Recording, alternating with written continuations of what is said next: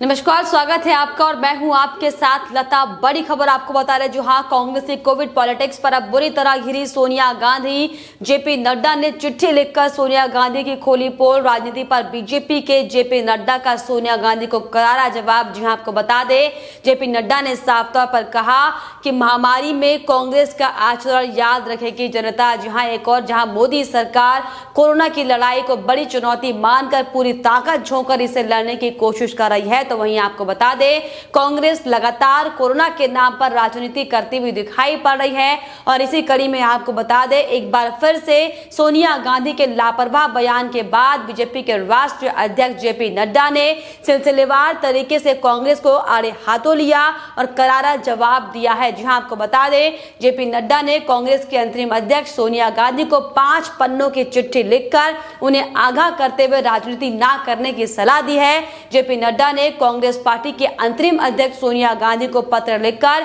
सख्त लहजे में साफ तौर पर कहा कि मौजूदा संकट काल में कांग्रेस के आचरण से दुखी हूं, लेकिन आश्चर्य नहीं हूं, क्योंकि उन्होंने पत्र में लिखा साफ तौर पर कि आप ही की पार्टी के कुछ लोग ग्राउंड पर लोगों की मदद करने में सराहनीय काम कर रहे हैं, लेकिन पार्टी के वरिष्ठ नेताओं की नकारात्मकता की वजह से उन लोगों की मेहनत बेकार हो जाती है। आपको बता दें, जेपी नड्डा ने एक के बाद एक सिलसिलेवार तरीके से चिट्ठी लिखकर सोनिया गांधी पर हमला बोला है और कहा है कि एक तरफ जहां भारत कोविड-19 की खतरनाक लहर से जूझ रहा है, तो क्या इस समय कांग्रेस के शीर्ष नेता लोगों को गलत सूचना देने, बेकार में घबराहट पैदा करने पर रोक लगाएंगे। जेपी नड्डा ने अपने पत्र में साफ तौर पर लिखा कि जिन राज्यों और केंद्र शासित प्रदेशों में भाजपा की सरकार है, वहां हमने गरीब और वंचित वर्ग के लोगों की मदद करने के लिए मुफ्त में वैक्सीन लगाने का ऐलान किया है। साथ ही साथ जेपी नड्डा ने सोनिया गांधी से सवाल करते हुए कहा कि क्या कांग्रेस अपने राज्यों में ऐसे लोगों की मदद करने के लिए मुफ्त में वैक्सीन देने का ऐलान करेगी।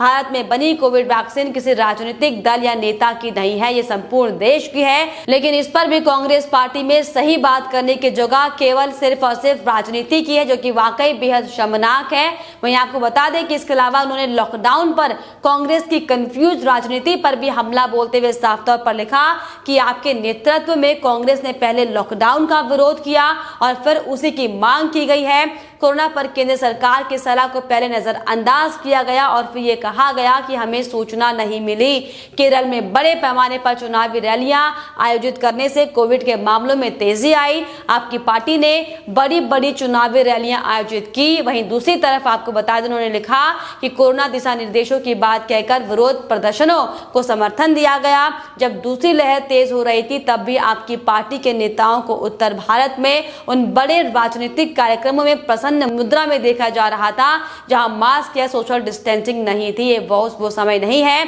जब समाज के बीच ये ऐसी सूचनाओं को मिटाया जा सकता है। तो साफ तौर पर जिस तरीके से तमाम आरोप लगातार कांग्रेस बीजेपी पर लगाते हुए दिखाई पड़ रही थी, आपको बता दें कि इसका एक एक कर आपको बता दें सिलसिलेवार तरीके से जेपी नड्डा ने साफ तौर पर जवाब दिया है। वहीं इसके अलावा आपको बता दें कि सेंट्रल विस्टा प्रोजेक्ट पर बोलते हुए उन्होंने कहा कि आजकल कांग्रेसी पार्टी ने एक नया चलन शुरू किया है कि सारा दोष सेंट्रल विस्टा प्रोजेक्ट पर डाल दो। मैं आपको याद दिलाना चाहता हूं कि यूपीए के समय भी नई संसद का मुद्दा उठाया गया था। पूर्व लोकसभा अध्यक्ष मीरा कुमार जी ने स्वयं एक नए संसद भवन की आवश्यकता को रेखांकित किया था। केंद्रीय शहरी विकास मंत्री जी ने इस परियोजना के संबंध में बड़ी संख्या में अन्य प्रश्नों के तथ्यों सहित उत्तर दिए हैं, लेकिन फिर भी कांग्रेस उन तथ्यों पर विश्वास नहीं कर रही। जनता में इस बात को लेकर विस्मय है कि कांग्रेस एक तरफ तो सेंट्रल विस्टा प्रोजेक्ट का विरोध कर रही है, तो वहीं आपको बता दें कि दूसरी तरफ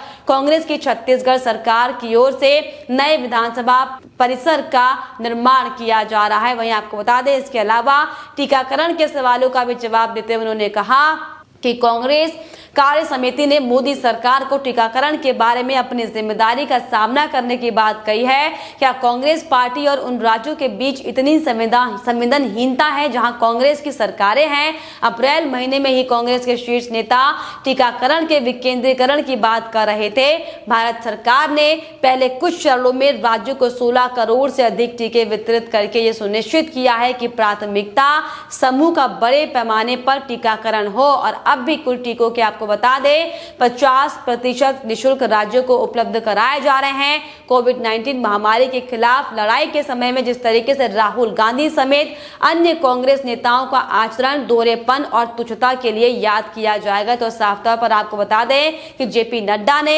जिस तरीके से लगातार कांग्रेस पार्टी में एक के बाद एक तमाम तरह के झूठे आरोप केंद्र सरकार पर मथे जा रहे थे, फिर चाहे वो ऑक्सीजन का मामला हो, फिर चाहे वो कोरोना वैक्सीन की बात हो, लेकिन आपको बता दें कि उन सब का जवाब देते हुए साफ तौर पर आज जेपी नड्डा ने करारा हमला कांग्रेस पार्टी पर बोला है। उन्होंने साफ तौर पर यह कहा कि 2020 में कोरोना महामारी के बाद से पीएम नरेंद्र मोदी महामारी के खिलाफ लड़ाई में गति लाने के लिए सरकार के सभी संसाधनों को साथ लेकर काम कर रहे हैं। कोरोना का मुकाबला करने के लिए सभी आवश्यक सामग्रियां पर्याप्त मात्रा में सुनिश्चित करने के प्रयास लगातार जारी हैं। दरअसल आपको बताते चलें कि कांग्रेस की ओर से आखिर क्या ये बखेड़ा खड़ा हुआ था। कांग्रेस वर्किंग कमेटी की सोमवार को एक बैठक हुई थी और बैठक में कोरोना वायरस की दूसरी लहर पर चर्चा की गई थी और ये बैठक हॉल में संपन्न हुए 5 राज्यों के विधानसभा चुनाव में कांग्रेस के प्रदर्शन को लेकर बुलाई गई थी। हालांकि लेकिन बैठक के बाद आपको बता दें पारित प्रस्ताव में CWC ने कोविड-19 महामारी की दूसरी लहर को लेकर मोदी सरकार की उदासीनता, असंवेदनशीलता और अक्षमता का प्रत्यक्ष परिणाम इसे बताया था। CWC ने प्रस्ताव में कहा था कि यह वैज्ञानिक सलाह की केंद्र सरकार की इच्छा शक्ति की अवहेलना, महामारी पर जीत की इसकी समय पूर्ण घोषणा जो कि पहले ही पहली लहर में बता दी गई थी और चेतावनी के बावजूद पहले योजना बनाने में असमर्थता का प्रत्यक्ष परिणाम है। चेतावनी सिर्फ हेल्थ एक्सपर्ट नहीं बल्कि संसद की स्थायी कमेटी ने दी थी, ये कहना है कांग्रेस की ओर से। और प्रस्ताव में यह भी कहा गया था कि पीएम को अपनी गलतियों के लिए प्रायश्चित करना चाहिए। CWC ने देश में कोरोना महामारी की गंभीर स्थिति पर चिंता प्रकट करते हुए साफ तौर पर शर्मनाक बयान देते हुए कहा था कि प्रधानमंत्री नरेंद्र मोदी को अपनी गलतियां स्वीकार करनी चाहिए और इस महामारी से लड़ने के लिए पूरी तरह समर्पित होना चाहिए। बैठक में पारित प्रस्ताव में यह भी आरोप लगाए गए थे कि केंद्र सरकार ने कोरोना महामारी के खिलाफ लड़ाई में अपनी जिम्मेदारियों से पल्ला झाड़ लिया है और टीकाकरण और दूसरे कदमों का पूरा उत्तरदायित्व राज्यों पर छोड़ दिया है। तो साफ तौर पर जिस तरीके से आपको बताते चलें लगातार कांग्रेस जो खुद इस पूरे मामले को लेकर उदासीन हुई बैठी है, लगातार पीएम नरेंद्र मोदी को सिर्फ और सिर्फ घेरने के लिए झूठे आरोप केंद्र पर लगाती हुई दिखाई पड़ रही है। हालांकि इससे पहले कई बार राहुल गांधी को हम लगातार देख चुके हैं किस तरीके से लगातार वैक्सीन के नाम पर, लॉकडाउन के नाम पर किस तरीके से सिर्फ और सिर्फ हमला बोलने का काम कांग्रेस पार्टी के आला नेता कर रहे हैं। लेकिन आपको बताते चले कि इस विपरीत समय में राजनीति जो लगातार तमाम पार्टियां कर रही हैं, इसको लेकर बीजेपी के राष्ट्रीय अध्यक्ष जेपी नड्डा ने साफ तौर पर कड़ी फटकार लगाते हुए करारा जवाब देते हुए कांग्रेस पार्टी को उसका आईना दिखाया है कि आप जिस तरीके से इस वक्त में मजबूती के साथ खड़े होने के बजाय सिर्फ और सिर्फ नकारात्मकता फैलाने का काम कर रहे हैं, सिर्फ और सिर्फ देश में भ्रम की स्थिति को पैदा करने का काम जो किया जा रहा है, इसके लिए आपको बता दें कि जनता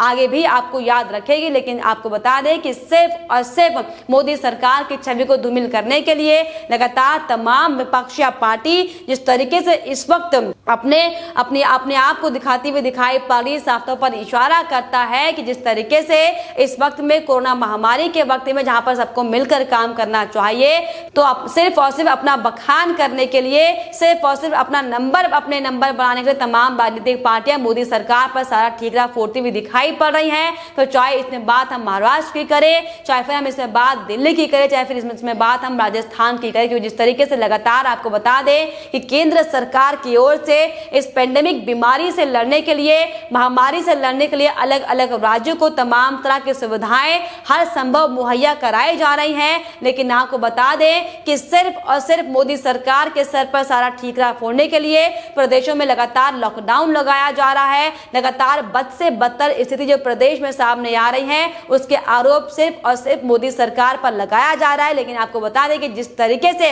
इस वर्तमान समय में कोरोना की दूसरी फेज से लड़ाई लड़ने के लिए मोदी सरकार जो अग्रसर दिखाई पड़ रही है, ये साफ तौर पर दिखाती है कि एक जिम्मेदार पद पर होते हुए किस तरीके से प्रदेश की सेवा की जाती है। लेकिन आपको बता दें, इसी कड़ी में जो कि दूसरी बड़ी पार्टी कांग्रेस जो लगातार 70 साल हमारे देश में राज कर चुकी है, वो इस वक्त किस तरीके से राजनीति करते हुए दिखाई पड़ रही, वाकई बेशर्मनाक है। क्योंकि जहां पर एक और उन्हें अपनी उपस्थिति जनता के सामने दर्ज करानी चाहिए थी, तो वहां पर सिर्फ और सिर्फ आपको बता दें कि तमाम कमियों का, तमाम सुविधाओं की कमियों का बहाना मारकर सिर्फ और सिर्फ राजनीति करने का काम किया जा रहा है। और इसी कड़ी में भी आपको बता दें कि CWC की बैठक में भी सोनिया गांधी ने तमाम तरह के शर्मनाक बयान पीएम नरेंद्र मोदी को लेकर दिए थे, लगातार उन्हें नाकाम साबित करने की कोशिश की थी। इसको लेकर आपको बता दें कि जेपी नड्डा ने साफ तौर पर कड़ी फटकार लगाते हुए सोनिया गांधी की पोल खोलते हुए, कांग्रेस पार्टी की पोल खोलते हुए 5 पन्नों की चिट्ठी उन्हें लिखी है, जिसके बाद अब साफ तौर पर सोनिया गांधी को बड़ा झटका लगना तय है। फिलहाल इस पर आपकी क्या राय है, हमें कमेंट बॉक्स में जरूर लिखिएगा। साथ ही साथ हमारे चैनल को सब्सक्राइब करना भी ना भूलें।